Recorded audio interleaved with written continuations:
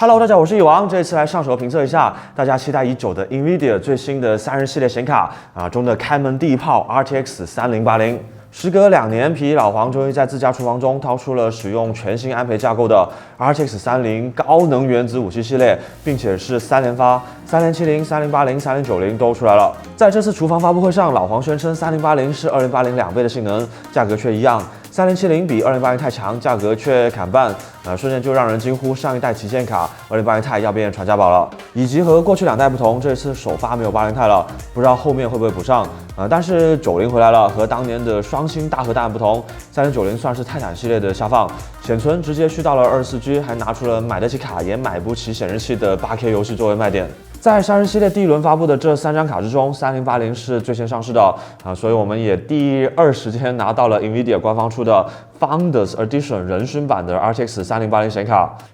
中间被逆风慢运卡了2天，10号解禁外观，结果我们11号才收到卡，后面还横跨了一个非常宝贵的星期天，只能靠爆肝来补救了。还好官方把解禁时间往后推了2天，救了一下命。总之，我们来看一下这张大家等了很久的新显卡吧。按照惯例，这里还是放出时间表，新级的同学可以先去后面看一下理论跑分和游戏成绩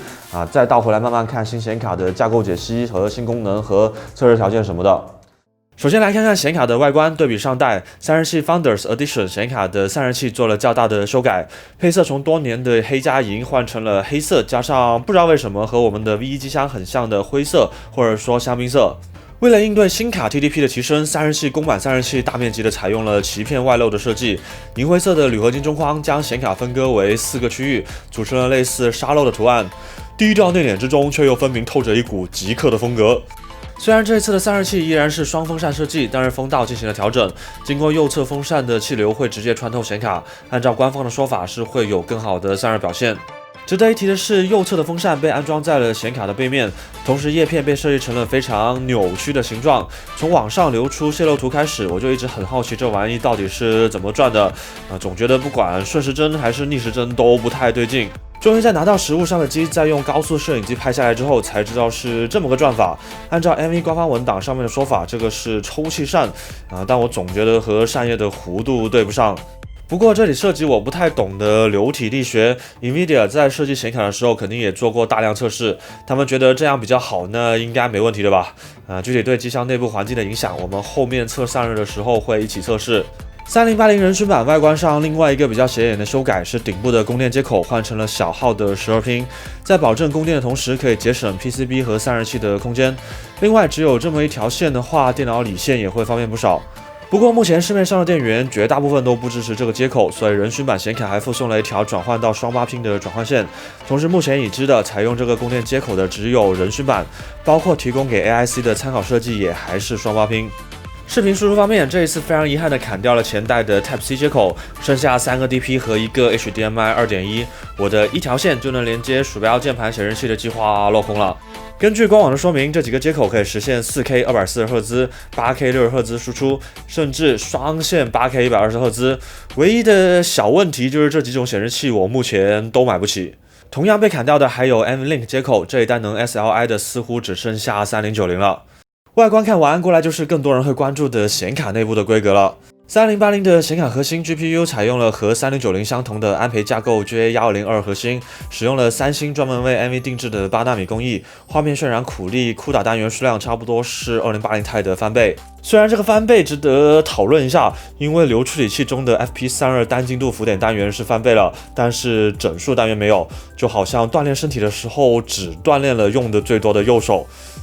皇家刀法。同时，安培架构中的 RT Core 光追单元和 Tensor Core AI 单元分别来到了第2代和第3代。NVIDIA 宣称，在流处理器性能、光追性能以及 AI 性能方面，安培架构分别是提升到了图灵架构的 2.7 倍、1.7 倍和 2.7 倍。更重要的是，现在游戏画面渲染时，基本画面绘制、光线追踪渲染、DLSS、AI 脑补放大处理可以同步进行了，不需要等一个做完再做下一个，也就是显卡干活效率更高，帧数又可以提升了。以及通过对光追渲染流程的调整，还可以实现更快的动态模糊效果。其实官方的评测指南上面这里还有渲染管线的新改进，但是考虑到绝大多数观众不会像我一样有游戏图形引擎的开发经验，这些枯燥的内容肯定是听着就烦所以大概知道总之是快了就差不多了吧。在前面这些改进的基础上，安培架构的能耗比提升到了 1.9 倍，也就是说可以做到性能翻倍，功耗却不增加。不过这些性能和能耗比的提升应该是按照完整的安培核心和图灵核心来计算的。3080这种切过的核心的实际表现就要等一下来实测看看了。显存方面 ，RTX 3080搭配的是 GDDR6X 10GB， 比2080 Ti 少了1个 G。GDDR6X 的功耗比 GDDR6 低了15%左右，带宽却可以更高。散热器也是第一批搭载 GDDR6X 显存的显卡。还有一个比较重大的升级是 PCIe 通道支持到 4.0 版本了，而且 NVIDIA 官方还同步加入了 RTX I/O 技术。使用这一技术的游戏，在加载游戏资源的时候，可以不经过 CPU 和系统内存，直接从 PCIe 4.0 高速 SSD 进入到显存里面，还不怎么占用 CPU， 于是游戏 loading 时间可以更短，无缝的开放世界地图也更容易实现不过支持 RTX I/O 技术的游戏最快也要明年才能出来所以目前还没办法测试。说到新功能，30系列还加入了 AV1 格式视频的硬件编码支持。AV1 是一种和 H.265 同样高效的视频编码方式，而且它还不需要授权费。还有同步推出的旧款显卡也可以用的，可以降低游戏输入延迟的 NVIDIA Reflex 功能和可以实时硬件编码推流直播，还能换背景的 NVIDIA Broadcast 软件，它们都是非常实用的功能或者软件，但限于时间和测试条件，我们以后有机会了再单独做视频来讲。架构方面分析得差不多了，接下来进入到大家最关注的性能测试部分。首先还是惯例的来介绍一下整个测试环境，让大家知道数据是怎么测出来的，是否可靠。这一次为了确保测试显卡时其他硬件不会成为瓶颈，我们专门打造了一台测试主机。今年后续发布的显卡都会统一在这个平台上进行测试。首先 CPU 这次选择了目前最强的游戏处理器之一 i9-1090K， 10核心20线程可以满足当前的游戏，而且是特挑体制的小雕，可以超到全核 5.3G 赫兹过烤机。虽然 i9-1090K 不支持 PCIe 4.0， 但是这也可以提前剧透一下，对3080的游戏性能影响非常小还没有 CPU 的影响大，具体看后面的完整测试。因为这次的测试中 CPU 和内存都要保持尽可能高的频率，所以主板特意选择了 ROG Z490 系列之中专门为超频特化的 M12A Maximus 12 Apex 主板。这块主板搭载了16项的 CPU 供电和信仰散热，确保了 CPU 超频的可靠性。内存槽也是为了超频特意剪到了2根，来确保最佳的轴线优化。除了超频以外，这块主板在接口方面的配置也是同样非常丰富，提供了多个 M.2 接口。我们测试中操作系统和游戏都是放在 M.1 M1 硬盘中的其他 2.5Gbps 网口、WiFi 6无线网卡、幻彩 RGB 不用说也是必不可少的。为了压制住超频到 5.3 的 1090K， 散热器选用了 1K 一凯火力，今天终于在京东上开启了预售的预备的 Elite 360D RGB。精英版的360一体水冷，它采用了6风扇汉堡牌的强力散热设计，冷头上的水泵也换成了更加高速的版本，压制这一次超到 5.3 的 1090K 烤 FPU 都完全没有过热的情况。内存则是使用了影驰的名人堂 HOF Extreme 4266 8G×2， 这对内存使用了特挑的3星 B 带颗粒，在本身就已经是高频条的情况下，还有不错的超频潜力在测试中我们是直接超到了 4400C17 来用。纯游戏的硬盘，我们选用了影驰名人堂的 HOF Pro NVMe PCIe 4.0 SSD， 容量为 1TB， 用在 Z490 上至少可以跑满主板的存储带宽。电源这里使用的是追风者的 Revolt X AT Plus 1200瓦白金双系统电源，双系统是指一个电源可以带动2台电脑。NVIDIA 官方推荐3080和3090都是使用750瓦电源，除掉预留给 CPU 的功率之外，这次的1200瓦带动2张3090应该都够用了。这款电源是海运代工，12年质保。这次还专门测了一下，无论是电源稳定性还是文波的表现都相当不错，可以保证这次测试中各个硬件的稳定。高转换率也更方便计算整机的实际功耗。除了测试平台，这里也要给3080找一个参考对手，方便确认3080的性能水平。所以这里找来了肥仔的电脑上的更换了公版散热器的 EVGA 2080 Type Blower。我们确认过它的跑分水平和原生的公版是基本一样的，散热器也拆开清过灰，重新涂过硅脂了。毕竟现在这个时间点再去买一张全新的 F1 版2080 Ti 多少有那么一点不明智就用它将就一下吧。两张卡使用的都是 NVIDIA 官方提供的最新的能支持3080的测试版驱动 456.16， 所以后续正式版驱动推出之后，性能可能还会有优化。那么就来到见证奇迹的时刻了，在不需要用到光追的项目之中，3080比2080 Ti 强了28%到36%不等，平均下来大概就是强了30%几，和官方发布会上面给出的性能图表其实还是挺接近的。老黄说卖你这么多就是这么多，他的刀是绝对不会骗你的。3D Mark 的光线追踪测试 Port Royal 中，3080也是领先了30%几，虽然差距没有官方宣称的完整版安培核心和图灵核心之间的那么大，但是考虑到3080的零售价只到2080 Ti 的一半多点，当初的旗舰卡现在直接腰斩，想想还是挺刺激的。而最刺激的是，我手上还压了2张2080 Ti。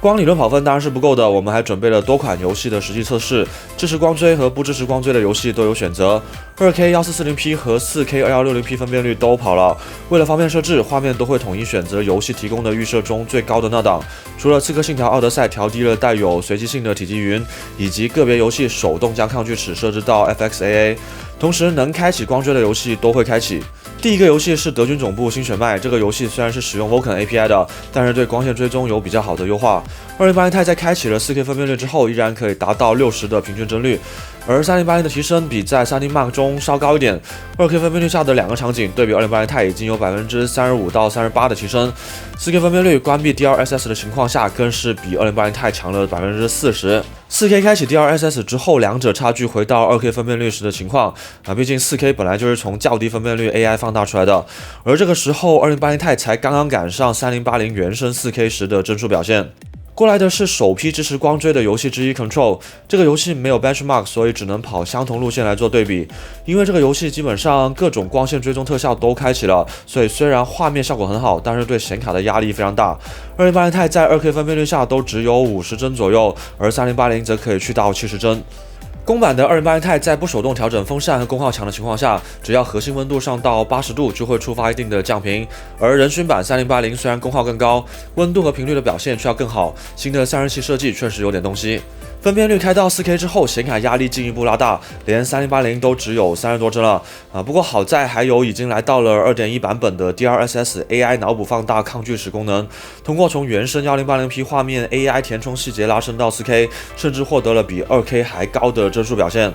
在开启了 DLSS 之后，可以获得和原生 4K 非常相近的画质，不是放在一起横向对比很难区分顺带提，左边那个是 DLSS， 你猜对了吗？接下来该性感的劳拉小姐姐登场了，在古墓丽影暗影之中，3080的表现和 3D Mark 的表现比较接近，不同设置下刚好就是28%到36%不等。古墓11也是比较早的光追游戏之一，2080 Ti 开了 4K DLSS 之后，平均帧也只能刚接近60帧及格线，而3080则可以达到70多帧，可以同时满足高分辨率和流畅游戏的需求。最后一个测试的已经能玩的光追游戏是《地铁离去》，这个游戏的优化稍微差点，压力比 Control 还要高。在自带 benchmark 中，3080对比2080 Ti 的提升比前面的项目还要低一点，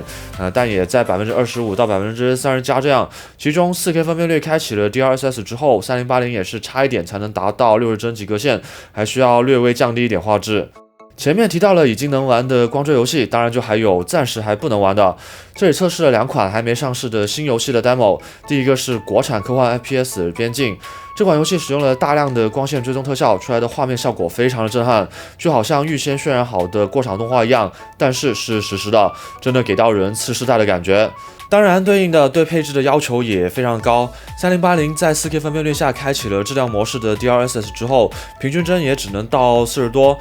不过在这个对光线追踪技术的运用更进一步的游戏中可以看到，3080的帧数对比2080 Ti 提高了很多，不开 DLSS 时差不多强了70%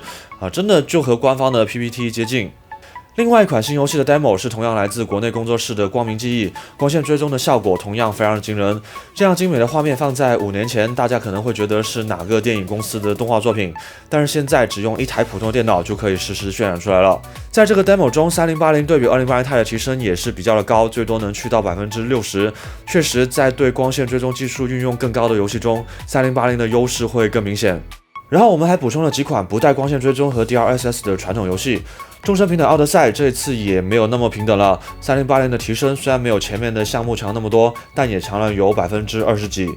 荒野大镖客2 30%几，通常水平。全面战争三国 4K 分辨率高特效下，连3080都才50帧不到如果能支持 DLSS 就好了。最后测试的游戏是老朋友中的老朋友吃鸡。虽然平常我们大多测3级制，但是这一次为了测试显卡的极限性能，还是开了全超高画质。在 2K 分辨率下跳最多人的自闭城，落地后2080 Ti 大概是100到140帧，而3080的帧数则可以去到150到200左右。4K 分辨率下2080 Ti 只能稳定到60多帧，而3080却可以实现100帧以上，这个提升可以说是非常大了。再关掉一点特效，已经可以满足 4K 144的屏幕了。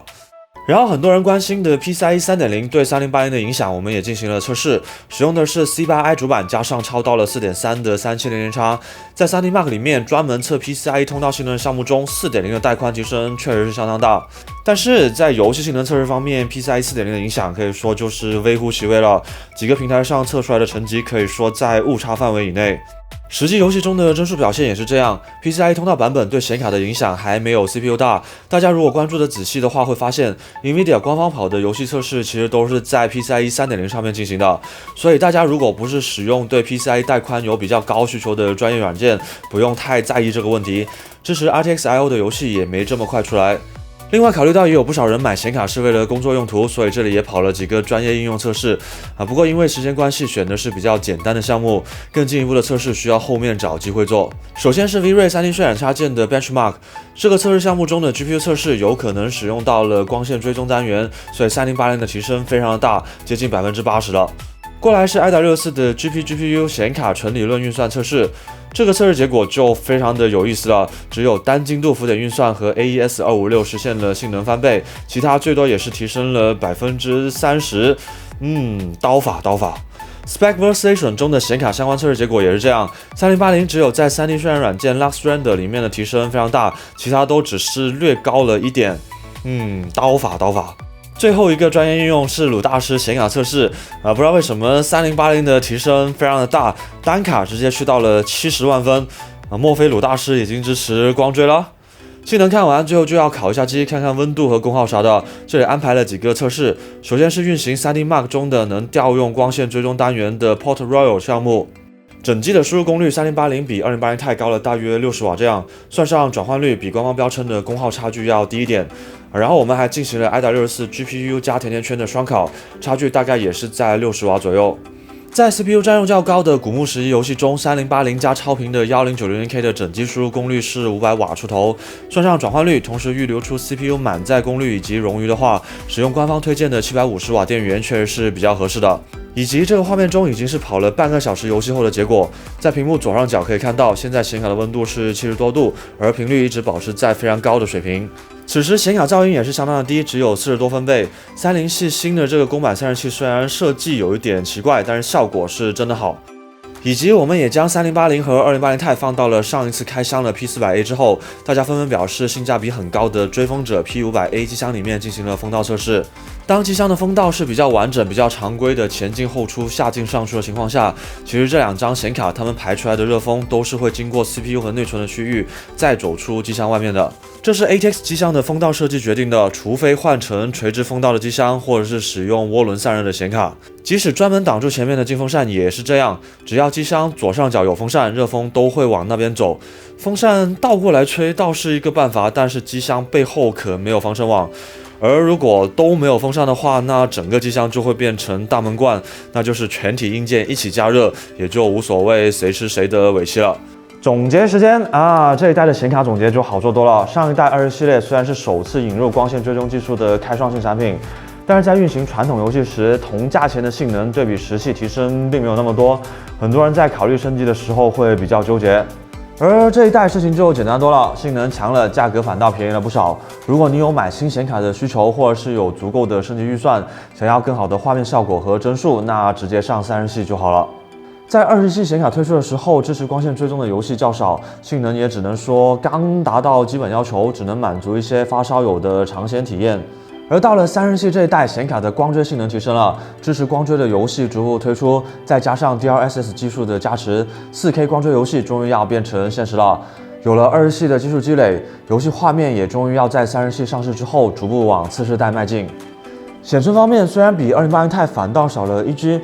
不过10G 和11G 也没有太大的差别，而且除开价格比较高昂的3090，高端游戏显卡最多也就那么多显存游戏厂商需要为显卡做优化，不然大多数玩家就没有办法获得好的体验